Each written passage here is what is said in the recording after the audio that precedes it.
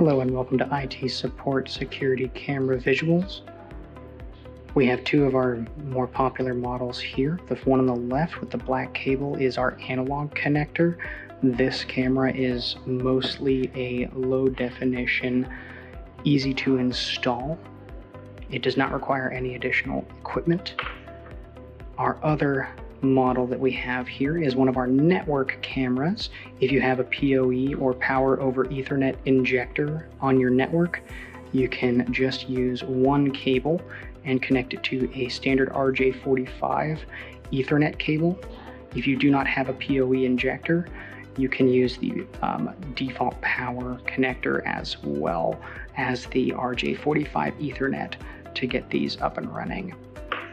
The main difference between the two, the analog camera is a lower definition.